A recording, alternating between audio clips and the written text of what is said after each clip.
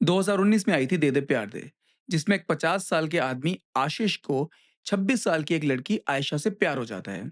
उसके बाद दोनों शादी का फैसला करते हैं और फिर पहुंच जाते हैं आशीष के घर पर उसकी फैमिली को कन्विंस करने के लिए। अब 6 साल के बाद इन्हें याद आया है कि अरे भाई आयशा की फैमिली को भी तो मनाना था, इसलिए इन्होंने बना दी है दे दे प्यार दे 2।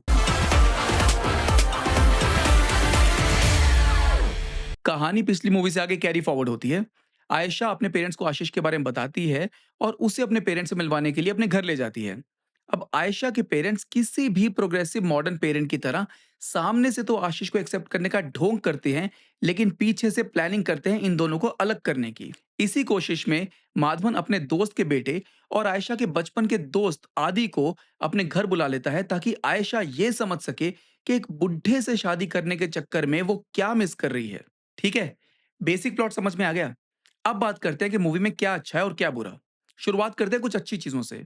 सबसे पहले सबसे बड़ा पॉजिटिव, माधवन। यार, is there anything that this guy can't do? Ayesha के फादर के रोल में he has played that progressive yet concerned father so perfectly. He is a father जिसके दिमाग में मल्टीपल चीजें एक साथ चल रही हैं।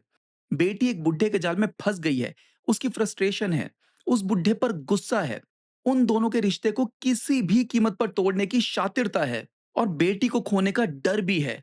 And he has played every emotion so beautifully. ऐसा लग रहा था जैसे बाकी सारी की सारी कास्ट एक लेवल पर एक्ट कर रही है and Madhavan is acting on an entirely different level. He has outshined everyone. Hats off to him. दूसरा सॉलिड पॉइंट है मूवी का first half. Full on entertainment. Start से ही एक के बाद एक funny moments and that really crack you up. Mainly Madhavan और गौतमी कपूर की कॉन्वर्सेशंस कि कैसे अपनी बेटी को उस बुड्ढे के चंगुल से बचाएं। जोक्स बहुत अच्छे से लिखे हैं और माधवन गौतमी की टाइमिंग इतनी बढ़िया है कि आप हंस हंस के पागल हो जाओगे। तीसरा पॉजिटिव है इसकी राइटिंग। कहानी बिल्कुल टाइट और एंगेजिंग है। ऐसा नहीं है कि फालतू के जोक्स लिखने के चक्कर में स्टोरी को आगे बढ़ाना ही भूल गए। जोक्स और सीरियसनेस के बीच में कहानी एक अच्छी स्पीड से आगे बढ़ती है। मूवी में डल मोमेंट्स ना के बराबर हैं। कहीं पर भी मुझे बोरियत का एहसास नहीं हुआ। हाँ, कुछ चीजें प्रेडिक्टेबल जरूर हैं, बट वो भी इस तरीके से दिखाई गई हैं कि इट डजंट बोर यू। अच्छी बात है, बहुत हो गई। अब कुछ ऐसी चीजें जो मुझे बिल्कुल पसंद नहीं आई। The biggest negative for me is the flawed moral compass of this movie.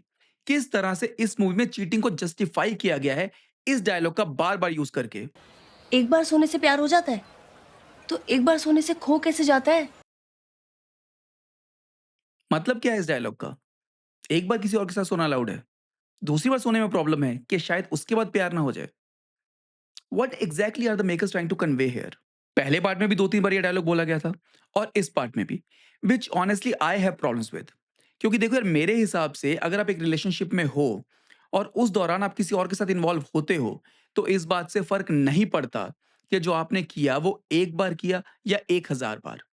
Cheating is cheating, और कोई भी डायलॉग बोलकर आप अपनी इस हरकत को जस्टिफाई नहीं कर सकते हो। Don't you think so? आप इनकी बात से एग्री करते हो या मेरी बात से? एक बार कमेंट्स में बताना जरूर। दूसरी चीज जो मुझे इतनी खास नहीं लगी वो है अजय देवगन और रकुल की केमिस्ट्री। एक बार माधवन के घर पहुंचने के बाद ऐसा लगा ही नहीं कि इन दोनों के बीच में कुछ चल रहा है। There was absolutely no spark. In fact Meezaan और रकुल की केमिस्ट्री इन दोनों की केमिस्ट्री से बेटर थी। And the last thing that I did not like is the cringe that they created, showing shirtless Meezaan and Rakul sisters drooling over him. कितने scenes ऐसे हैं जिसमें मिजान बिना शर्ट के घूम रहा है and that just doesn't feel right. I mean, कौन सा ऐसा बंदा होता है जो किसी और के घर जाके आधा नंगा होके घूमता रहता है? एक दो सीन तक ठीक था, but after that I was like कि बस करो यार। देख ली जावेद जाफरी के बेटे की बॉडी, अब ढक दो बेचारे को। अब आते हैं फाइनल वर्डिक्ट पे। देखो, मेरे हिसाब से despite it's flaws this movie is still a good watch. Entertaining है, फनी है, एक्टिंग भी सबकी सही है और कहानी भी ठीक ठाक है। अगर वो फालतू के क्रिंज सीन्स नहीं होते और जबरदस्ती चीटिंग को जस्टिफाई नहीं किया होता, तो शायद मैं थोड़ी बेटर रेटिंग दे देता।